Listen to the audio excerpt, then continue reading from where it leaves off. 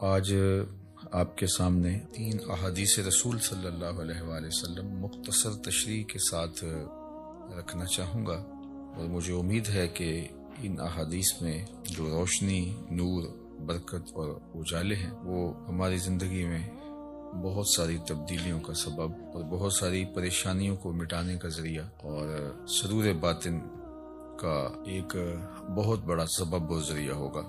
حضرت عبید اللہ بن محسن الانصاری رضی اللہ تعالی عنہ فرماتے ہیں کہ اللہ کے محبوب علیہ السلام نے ارشاد فرمایا، من اصبح منکم آمنا فی سربہ، جس نے صبح اس حال میں کی کہ وہ بالکل امن میں تھا، اس کے ماحول میں، اس کے قبیلے میں، اس کے گھر کے اندر چین اور قرار تھا، کوئی ناگہانی آفت نہیں تھی، کوئی ایسی چیز نہیں تھی کہ جو اٹھتے ہی اس کو بے چینی، پریشانی اور دکھ اور تکلیف دیتی، بد امنی نہیں تھی، وہ آرام کے ساتھ اٹھا، سکون اور طمانینت کے ساتھ اس نے صبح کا آغاز کیا، معافن فی جسدہ ہی، اور اس کے جسم کو کوئی بیماری نہیں تھی، اللہ نے اس کو عافیت سے رکھا، وہ صحت کے ساتھ اور امن کے ساتھ بیدار ہوتا ہے۔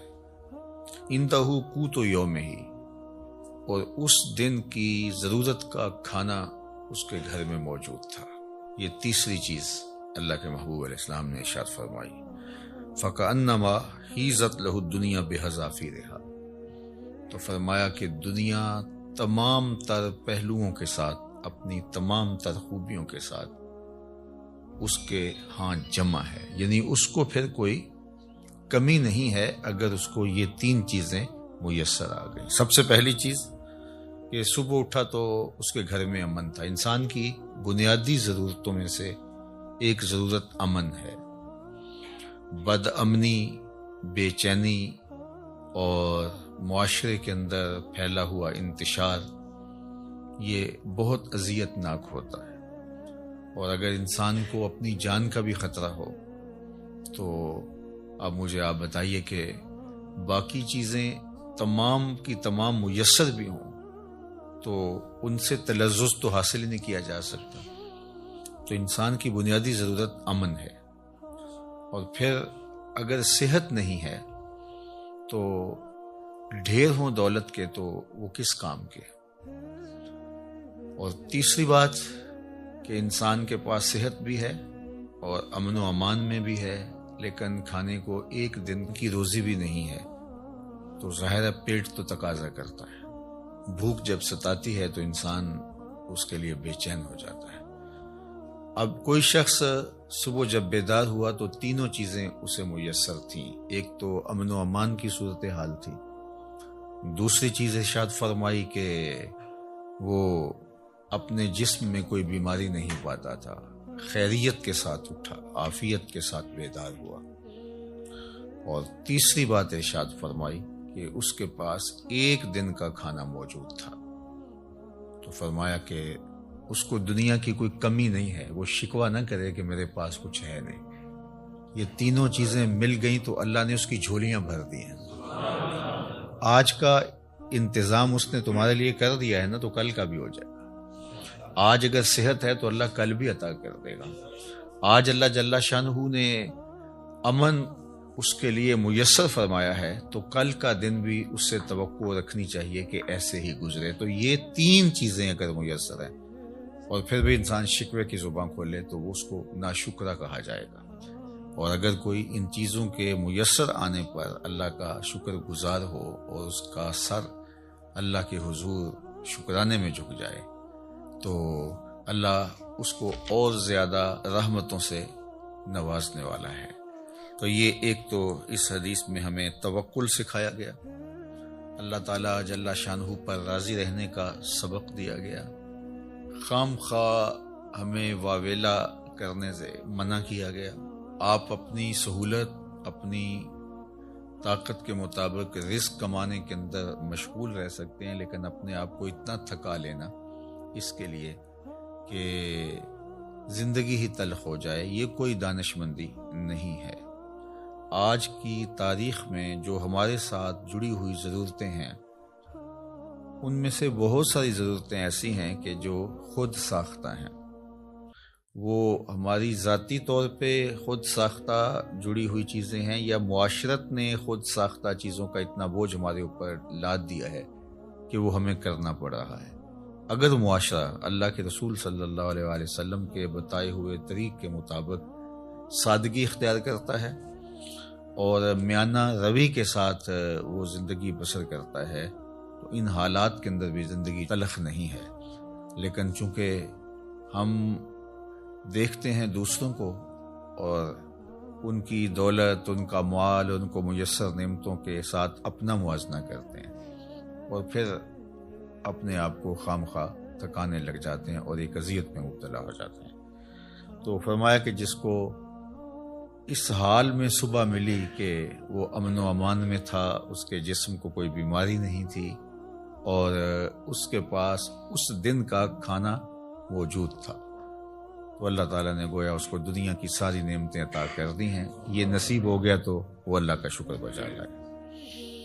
حضرت عبداللہ بن عمر بن عاص رضی اللہ تعالیٰ عنہ سے مروی ایک روایت جو امام مسلم نے اپنی سند کے ساتھ روایت فرمائی ہے کہ ان رسول اللہ صلی اللہ علیہ وآلہ وسلم قال، اللہ کے محبوب علیہ الصلوۃ والسلام نے ارشاد فرمایا، قد افلح من اسلم، فلاح اس نے پائی جس کو اسلام کا نور نصیب ہو گیا۔ سب سے بڑی دولت جو ہمیں اس دنیا کے اوپر عطا کی گئی ہے وہ ایمان کی دولت ہے، اور سب سے بڑی دولت جو ہمیں آخرت میں عطا کی جائے گی وہ دیدار الہی ہے۔ جو اس دنیا میں اسلام سے، ایمان سے محروم رہا تو وہ حقیقی محروم ہے۔ ہوا میں اڑے، چرخ پہ جھولے، دنیا کی ساری مال و دولت کا مالک بن جائے اور عالی منصبوں کے اوپر فائز المرام رہے، دنیا اس کو سلوٹ کرے، عزت وقار کی مسند پہ بیٹھا ہو، دنیاوی اعتبار سے وہ ہواؤں میں اڑتا پھرے، لیکن اگر اس کا سینہ ایمان کے نور سے خالی ہے، کوڑی مول نہیں اس کا، تو سب سے بڑی دولت اس دنیا کے اوپر جو حضرت انسان کو دی گئی ہے وہ اسلام ہے، ایمان کی دولت ہے۔ تو اللہ کے محبوب نے فرمایا قد افلح من اسلم، فلاح اس نے پائی جس کو اسلام مل گیا۔ اللہ اکبر۔ یہاں لفظ جو استعمال کیا گیا ہے وہ افلح ہے، یعنی وہ کامیاب ہوا۔ فلاح کا لفظ جو ہے یہ بہت جامع لفظ ہے اور ہم سب لوگ اس لفظ سے اچھی طرح آگاہ ہیں، شناسا ہیں۔ ہر روز ہمیں ہر نماز کے لیے پکاری گئی اذان میں 2 مرتبہ دعوت فلاح دی جاتی ہے، حی علی الصلاۃ، حی علی الفلاح۔ تو ہمیں کامیابی کی طرف بلایا جاتا ہے، اور فلاح دنیا اور آخرت دونوں جہانوں کی کامیابی کے لیے بولا جاتا ہے۔ تو دنیا میں بھی وہ سرخرو اور کامیاب ہو گیا اور آخرت میں بھی سرخرو اور کامیاب ہو گیا۔ کون؟ جس کو اسلام کا نور دیا گیا۔ اور اس کے مقابلے میں کافر نقصان میں ہے، اس نے فلاح نہیں پائی، چاہے اس نے دولت کے جتنے مرضی ڈھیر جمع کر لیے، تو وہ خسران میں ہے، فلاح میں نہیں ہے۔ وَقَانَ رِزْقُهُ كَفَافًا، ایک تو اس کو اسلام ملا اور دوسرا اس کے پاس گزارے کا رزق میسر تھا، اس کی ضرورت اس سے پوری ہو رہی تھی، وہ فاقوں سے مر نہیں رہا تھا، اس کی ضرورتیں پوری ہو رہی تھی، اس کا بدن برہنہ نہیں تھا، بدن ڈھانپنے کے لیے کپڑے میسر تھے، پرانے سے ہی، بہت مہنگے نہیں، واجبی سے ہی صحیح، اس کو جو ضروریات زندگی ہے وہ میسر ہیں، اور گزارے کا رزق اللہ تعالیٰ نے اس کو عطا کر دیا ہے۔ یہ 2 چیزیں، اسلام کی دولت اور گزارے کا رزق۔ اب تیسری بات کیا فرمائی؟ وَقَنَّعَهُ اللَّهُ بِمَا آتَاهُ، اللہ جل شانہ نے اس کو یہ جو عطا کیا ہے اس پر وہ مطمئن ہے اور اس پر وہ قناعت کرتا ہے، اس پر وہ راضی ہے کہ مالک تو نے مجھے جس حال میں رکھا ہے میں واہ خوش ہوں اس پر۔ اللہ اکبر۔ تو ایسا شخص کامیاب ہو گیا، یعنی ایمان کا نور نصیب ہے، اسلام کی دولت میسر ہے اور ضرورت کی روزی اس کو نصیب ہو جاتی ہے، اور اس پر وہ راضی بھی ہے، اس پر وہ قانع بھی ہے، خوش ہے کہ مالک میں تیری تقسیم پہ راضی ہوں۔ اللہ سے زیادہ کی اگر وہ طلب کرے اور کوشش اور سعی کرے تو شریعت اس سے بھی نہیں روکتی، لیکن جتنا اس نے عطا کر رکھا اس پہ بھی تو راضی رہے، اس پہ بھی تو خوش رہے۔ اگر نہیں خوش رہے گا تو کیا کرے گا؟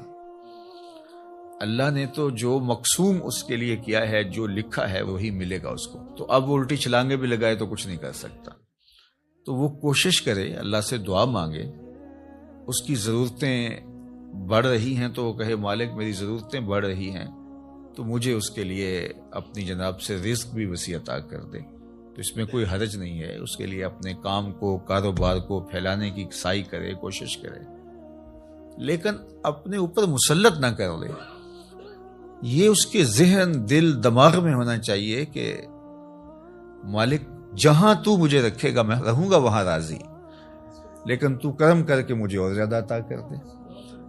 تو پھر وہ جس حالت میں ہے اس حالت میں بھی خوشی کے ساتھ زندگی بسر کر رہا ہوگا، اور اللہ اس کی حالت اگر بہتر فرما دے تو اس میں بھی اس کو خوشی اور شکر کی کیفیت نصیب ہوگی۔ اور اگر وہ قناعت کا نور نہیں پائے گا تو وہ جس حالت میں ہے اس حالت کے اندر بھی وہ دکھی، پریشان، ہر وقت ٹینشن میں ہوگا۔ اور اگر اس کو زیادہ بھی عطا کر دیا گیا تو یہ جو بیماری اس کو لگ گئی، ناشکری کی، ہر وقت عدم اطمینان کی، وہ آگے چلا گیا، میں بہت پیچھے رہ گیا ہوں، تو آگے تو بہت سارے لوگ ہیں، تو وہ کبھی بھی اس مرض سے چھٹکارا نہیں پا سکے گا۔ وہ کروڑ پتی بھی ہو جائے گا، ارب پتی بھی ہو جائے گا، لیکن اس کے نفس کی کمینگی ختم نہیں ہوگی۔ تو نفس کی کمینگی یہ انسان کو توڑ کے رکھ دیتی ہے۔ حضرت فضالہ بن عبید الانصاری رضی اللہ تعالیٰ عنہ فرماتے ہیں کہ انہ سمع رسول اللہ صلی اللہ علیہ وآلہ وسلم یقول، میں نے حضور علیہ الصلوۃ والسلام کو فرماتے ہوئے سنا تھا، طوبی لمن ہدی الی الاسلام، جس کو ہدایت اسلام نصیب ہوئی اس کو مبارک ہو۔ ایک تو طوبہ سے حضور نے مبارک دی، اور شارحین نے لکھا ہے کہ طوبہ جنت کا درخت بھی ہے، تو حضور نے فرمایا اس کو جنت کا وہ درخت نصیب ہوگا۔ اور جنت کا درخت کوئی ان درختوں کی طرح تھوڑا ہے کہ ایک جگہ پہ ہو اور تھوڑا سا سایہ ہو۔ جنت کے درختوں کے اتنے لمبے اور گھنے سائے ہیں کہ سواری کے اوپر بیٹھ کے کوئی چلے 500 سال تک چلتا رہے تو سایہ ختم نہ ہو۔ تو جس کو جنت میں ایک درخت بھی مل گیا تو اس کو جاگیریں مل گئیں، اللہ اکبر، اور جس کو پھر باغات ملیں گے تو اس کی پھر کیا نعمتیں ہیں۔ تو حضور نے فرمایا طوبہ، یعنی ایک تو اس کو جنت کا درخت طوبہ نصیب ہو، یا پھر اس کو مبارک ہو، لمن ہدی الی الاسلام، جس کو ہدایت اسلام دی گئی، وکانا عیشہ کفافن، اور اس کی زندگی کفایت کی تھی، جو ضرورت تھی اس کی وہ ہی پوری ہو رہی تھی، بس گزارا ہو رہا تھا، محتاج نہیں ہوا تھا، کسی کے آگے ہاتھ پھیلانے کی نوبت نہیں آئی تھی، لیکن بہت زیادہ بھی نہیں تھا، بس گزر اوقات ہو رہی تھی۔ وَقَنَّعَ، اور اس پہ وہ مطمئن بھی تھا۔ یہ مطمئن ہونا اوقع ہے، چونکہ جس حالت میں وہ رکھے اس حالت میں تو رہنا پڑے گا ہی، وہ کیا کرے گا، لیکن اس حالت میں رہ کے اس پر مطمئن ہونا، اصل یہ وہ چیز ہے کہ بندہ کہے کہ مالک میں تیرے اوپر راضی ہوں۔ اور اگر کوئی بندہ اللہ کی اس تقسیم پہ، اس کے دیے گئے پہ راضی ہو جاتا ہے تو اللہ کے محبوب کا ایک اور فرمان ہے جو سیدنا علی المرتضیٰ رضی اللہ تعالیٰ عنہ سے مروی ہے کہ جو اللہ کے دیے گئے تھوڑے رزق پہ راضی ہو گیا، اللہ کے محبوب فرماتے ہیں اللہ اس کے تھوڑے عملوں پہ راضی ہو جائے گا کہ بندے تجھے ضرورت بھی تھی اور پھر بھی تو میرے دیے پہ راضی ہو گیا، تھوڑے پہ راضی ہو گیا۔ دیکھو اللہ کے ہاں کیا کمی ہے، تھوڑا دے دے یا زیادہ دے دے، لیکن اگر وہ تھوڑا دیتا تو وہی جانتا ہے کیوں دیتا ہے، اور اگر وہ زیادہ دیتا ہے تو وہی جانتا ہے کیوں دیتا ہے۔ بعض اوقات ایسے لوگوں کو اتنا فراواں مال دیا ہوتا ہے کہ بندہ کہتا ہے کہ یار اس کو اتنا مال ہو، اس کو پتہ بھی نہیں ہوتا، نہ اس کے پاس کوئی فہم ہوتا ہے، نہ اس نے کوئی منصوبہ بندی ہوتی ہے، تو وہ جس طرح چھت پھاڑ کے دینے والا معاملہ ہوتا ہے۔ اور بڑے بڑے ملازمین اس کے آگے پیچھے ہو رہے ہوتے ہیں، وہ کسی کام کا آدمی نہیں ہوتا۔ میاں صاحب نے کہا تھا بے وقوفاں دے نوکر ویکھے دانش مند سیانے، تو بڑی دولت دے دیتا ہے۔ اور بعض بہت پڑھے لکھے، سمجھدار، معاملہ فہم، لیکن بیچارے بمشکل اپنا گھر چلا رہے ہوتے ہیں۔ اب یہ اس کی تقسیم ہے۔ ہاں اگر قناعت مل گئی، شکر گزاری کا جذبہ مل گیا، وہ جس کو زیادہ دیا اس کو بھی اور جس کو کم ملا اس کو بھی، تو پھر اللہ کی طرف سے کامیابی ہے، وہ پھر فالح ہے۔ چونکہ اگر وہ یہ جذبہ دے دے تو پھر گزارے کے رزق پر بھی قناعت، اللہ پہ راضی رہنے کا جذبہ اور توفیق بہت بڑی سعادت ہے۔ اور اگر یہ نور نصیب نہ ہو قناعت کا اور اللہ پہ راضی رہنے کا، تو پھر کروڑوں اربوں کے باوجود بھی انسان ناشکرہ ہی رہتا ہے۔ وہ کہتا ہے نہیں بس چل ہی نہیں رہا جی، آج کل ہیں ہی بہت مشکلات۔ میں ایک دفعہ ایک سفر پہ تھا تو ایک شخص مجھے ملا، کوئی تقریب تھی، اس کے بعد مصافحہ کرتے ہوئے تو جس طرح ایک روٹین کے ساتھ کیا حال ہے، کیسے ہیں، تو اس کے کپڑے کچھ پھٹے ہوئے تھے، لوگ مل رہے تھے تو میں ہر ایک سے پوچھ رہا تھا کیسے ہیں جناب، کیسی طبیعت ہے۔ تو میں نے جب اس سے پوچھا تو اس نے کہا اللہ کا بڑا کرم ہے۔ جب ہاتھ اٹھایا تو یہاں سے اس کی قمیض پھٹی تھی، لٹک رہی تھی۔ تو اس کے اس انداز سے میں رک گیا اور میں اس کو کہا کہ آپ مجھے دوبارہ ملیے گا، جب لوگوں سے ملاقات ہوگی تو پھر میں نے کہا اور سنائیں کیسے ہیں، تو کیا کر رہے ہیں؟ تو وہ کہنے لگا کہ میرے پاس 6 کنال زمین ہے، اس میں تھوڑی سی کاشت کر لیتا ہوں، اور اس زمین سے میں نے 10 مرلے جگہ مسجد کے لیے وقف کی ہے اور میں خود مسجد بنا رہا ہوں، بس آپ دعا کریں کہ اللہ کا گھر بن جائے۔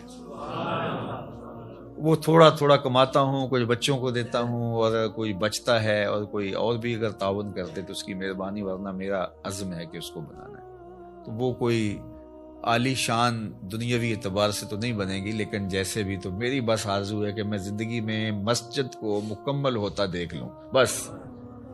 اب اس نے ہاتھ کھڑا کیا تو یہاں سے پھٹی ہوئی قمیض لٹک رہی تھی، لیکن ایسے ہاتھ اس کا، اللہ کا شکر ہے۔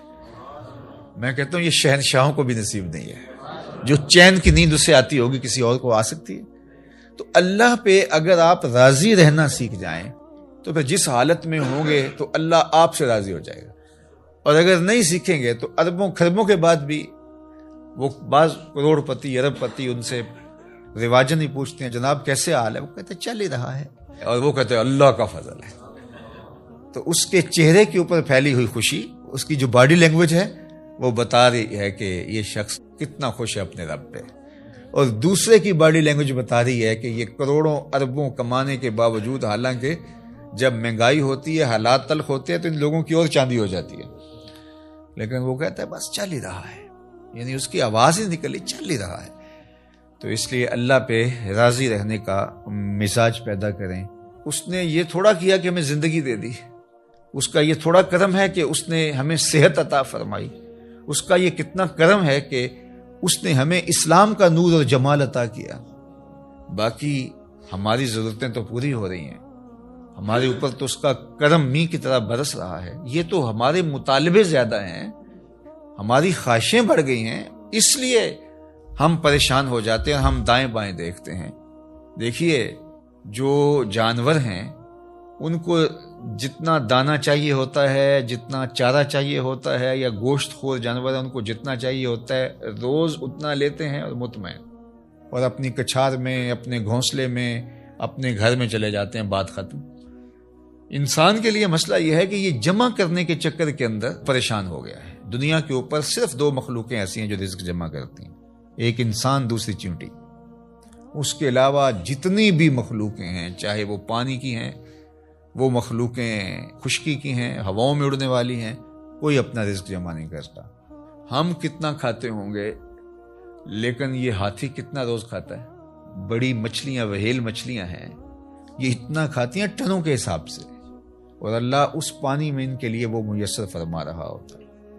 یہ ہنس پرندہ جو ہے یہ خالص سچے موتی کھاتا ہے، اور دنیا کے اندر لاکھوں کروڑوں ہنس پائے جاتے ہیں، اور اللہ روزانہ پیٹ بھرنے کے لیے ہر ایک کو سچے موتی فراہم فرماتا ہے۔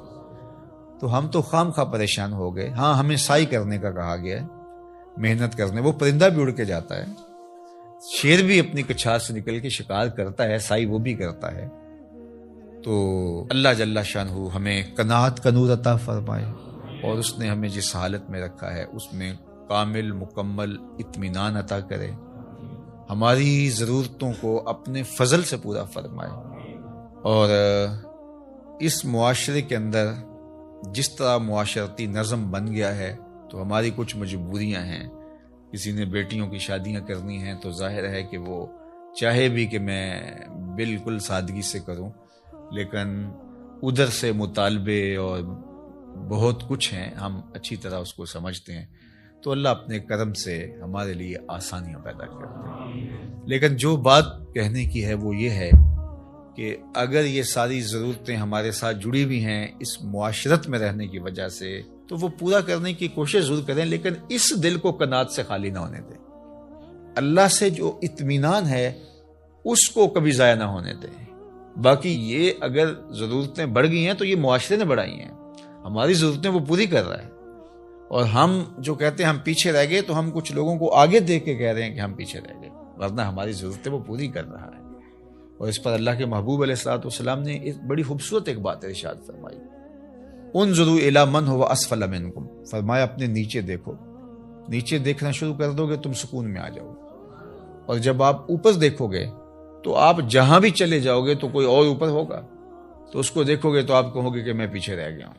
حتیٰ کہ وہ جو دنیا کے ٹاپ 10 لوگ ہوتے ہیں، دنیا کے 10 امیر ترین لوگ، تو وہ بھی جو آگے والا ہوتا ہے اس کو دیکھ رہے ہوتے ہیں کہ میں ان میں بھی جو ہے وہ ٹاپ پہ آ جاؤں. اور جو آخری والا ہوتا ہے جو سب سے دنیا کا امیر ترین کہلاتا ہے، تو وہ بھی کوشش میں لگا ہوتا ہے کہ اگلے سال جب یہ فہرست بنے تو میں کہیں پچھلے نمبر پہ نہ آ جاؤں. تو یہ دوڑ اس لیے لگی ہوئی ہے، اور پیسے اتنے ہیں کہ شمار بھی نہیں ہے، دولت اتنی ہے کہ پتہ بھی نہیں ہے کہاں کہاں پڑی ہوئی ہے. تو اطمینان دولت میں نہیں ہے، اللہ پر راضی ہو جانے میں. اللہ تعالیٰ جل شانہ دارین کی سعادتیں عطا کرتا ہے. بارگاہ عزتی میں دعا ہے کہ اس ماہ منور کی برکتیں اللہ ہماری زندگیوں میں اتار دے.